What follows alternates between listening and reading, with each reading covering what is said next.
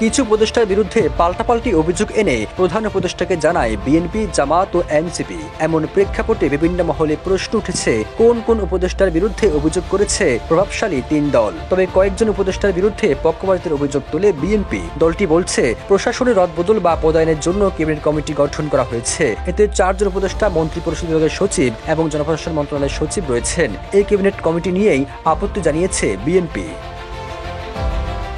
বিতর্কিত কয়েকজন উপদেষ্টার নামও প্রধান উপদেষ্টাকে জানিয়েছে বিএনপি। তালিকায় 1 নম্বরে রয়েছেন জ্বালানি উপদেষ্টা ফাজুল কবির খান। তিনিও ওই ক্যাবিনেট কমিটিতে রয়েছেন। এই কমিটি আরেকজন সদস্য মন্ত্রিপরিষদ বিভাগের সচিব শেখ আব্দুর রশিদের বিরুদ্ধে অভিযোগ জানিয়েছে বিএনপি। এছাড়া উপদেষ্টা মাহফুজ আলম ও আসিফ মাহমুদ সজীব ভুঁইয়া একটি দলের সঙ্গে সম্পৃক্ত আছেন বলেও অভিযোগে ইঙ্গিত করা হয়। বিবিসি বাংলার এক প্রতিবেদনে এসব তথ্য উঠে আসে।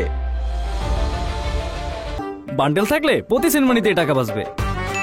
বিকাশ সেনমানি বান্ডেল কিনে জিতুন প্রতি লেনদেনে। বিএনপির পর জামাতের নেতারাও প্রধান উপদেষ্টার সঙ্গে দেখা করে অভিযোগ করেন। তাদের অভিযোগ প্রশাসনের রদবদল ও পদায়ন নিয়ে। বিএনপিকে ইঙ্গিত করে জামাতের নেতারা অভিযোগ করেন, কিছু উপদেষ্টা একটি বিশেষ দলের পক্ষে কাজ করছেন। দলটির সেক্রেটারি মিয়া গোলাম পরোয়ার বলেন, অভিযোগের বিষয়ে সরকারকে সাবধান করা হয়েছে। প্রয়োজনে পরবর্তী বিতর্কিত ওসব উপদেষ্টার নাম প্রকাশ করা হবে।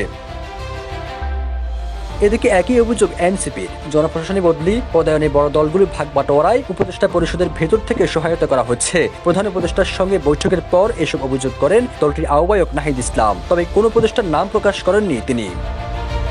সবুজ আলম, নিউজ ডেস্ক, ইত্তেফাক।